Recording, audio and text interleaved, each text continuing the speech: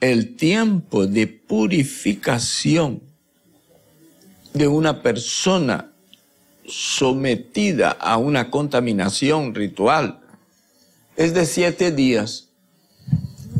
Al 8º día ya se encuentra libre de aquel problema al que se vio afectado. Eso vale para un leproso curado, eso vale para una mujer después de su primer día de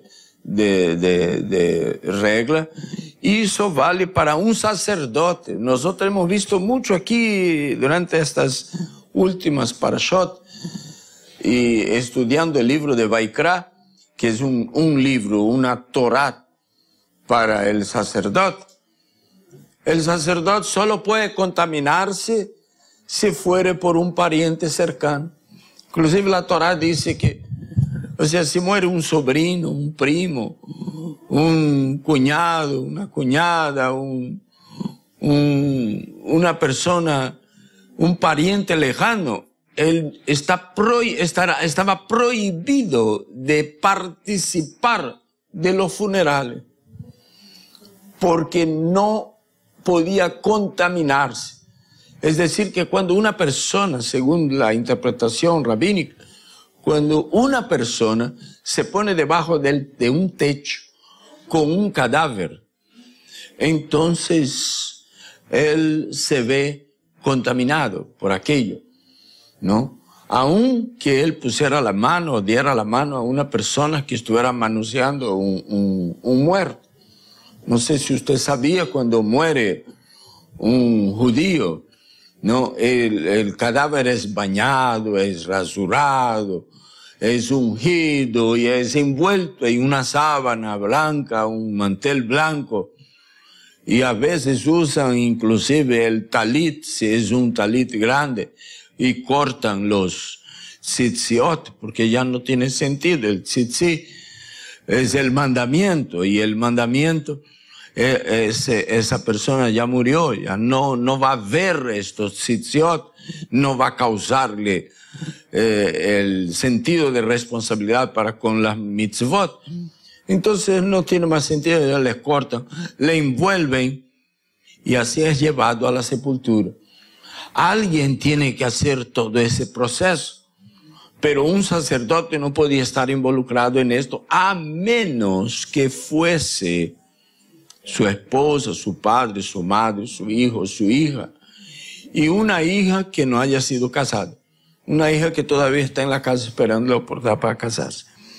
Entonces, en ese caso, el sacerdote podía contaminarse.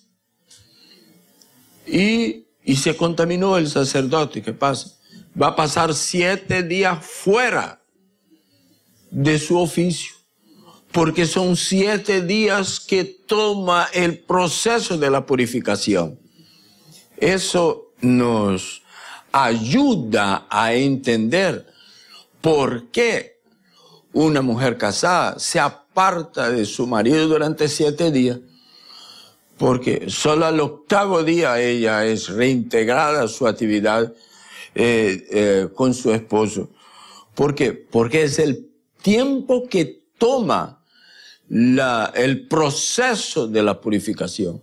Al 7º día se sumerge en agua y queda esperando que termine el 7º día, que contar desde su primer día.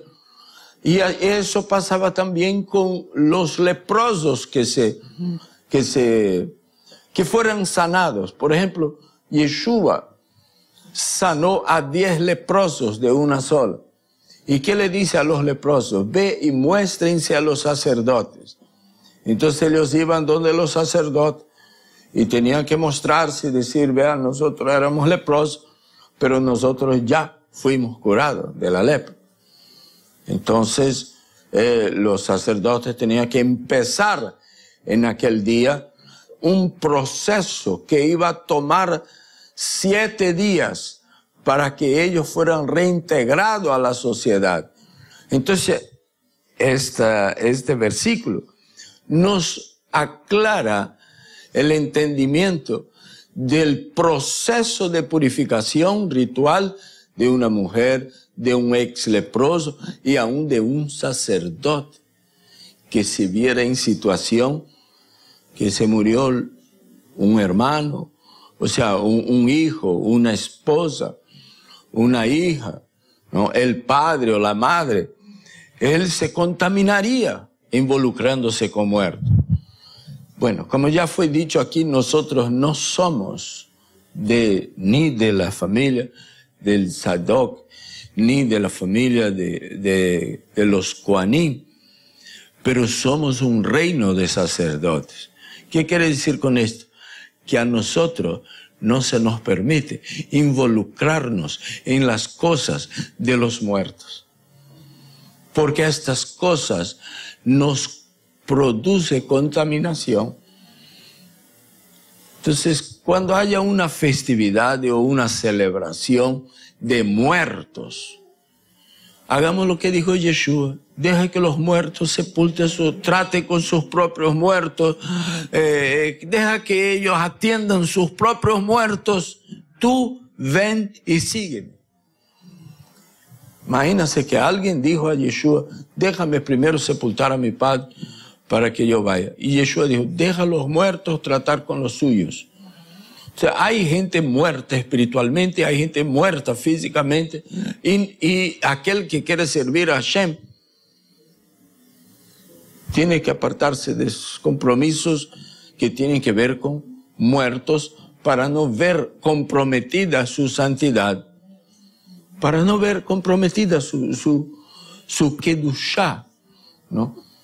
Ahora Hashem permite en casos de familiares tan cercanos, nos permite, pero nos advierte: usted va a verse comprometido, su santificación va a verse comprometida cuando estés ahí.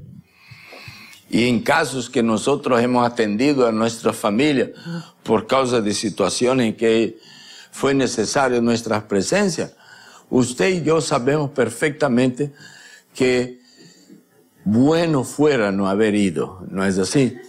Nos fuimos por compromiso y no hemos ganado nada, más hemos perdido. Entonces, que podamos entender esta verdad. Una de las cosas que al lector del texto del Brit Hadashah se le escapa, el lector cristiano generalmente, es que Jacob, y hermano de Yeshua, comienza a hablar con Rav Shaul, que viene a Jerusalén para el primer concilio de los creyentes mesiánicos.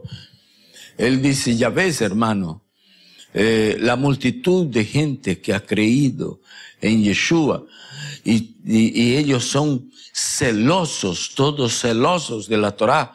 Y había una multitud de sacerdotes que habían creído en Yeshua y se mantuvieron celosos de la Torá. No dice una multitud de fariseos. Hubieron pocos fariseos que creyeron en Yeshua, como el caso de Rav Shaul, que era fariseo, pero de sacerdotes había muchos. ¿Y por qué razón había tantos sacerdotes? Por causa de los milagros mesiánicos que Yeshua realizaba. Habían milagros tales como la limpieza de leprosos, que tenía que pasar por manos de los sacerdotes. Y los sacerdotes pues analizaban todo eso y de dónde ocurrió el milagro, en tal parte, a través de quién, del predicador nuevo que está revolucionando toda Galilea y Jerusalén, el que se llama Yeshua. Entonces enviaban gente para investigarlo y ver cómo eran las cosas, ¿no? Yohanan, Amatbil, Juan Bautista mismo, en el final de su ministerio, él manda a sus discípulos todos donde Yeshua. Vaya y pregúntele: ¿eres tú el que había de venir o debemos esperar a otro?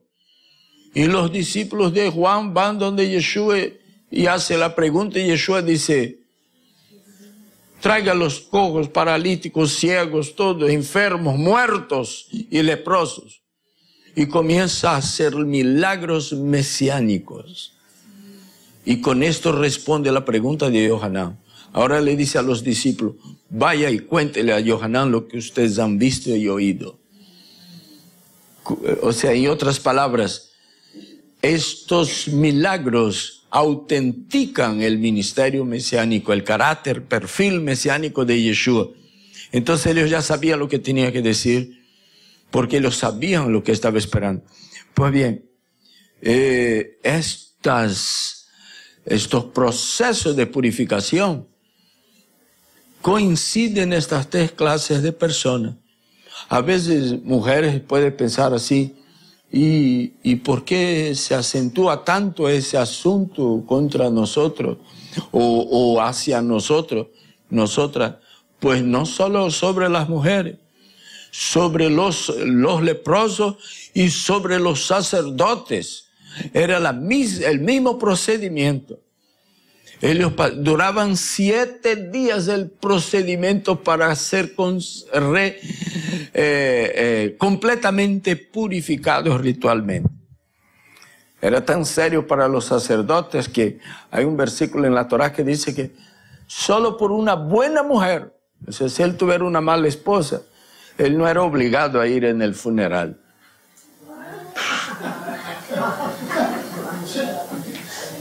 No valdría la pena contaminarse por ella. Solo por los más íntimos y si eran buenos. Es decir, que si le hubiera muerto un hijo rebelde, él no debiera volverse impuro por él.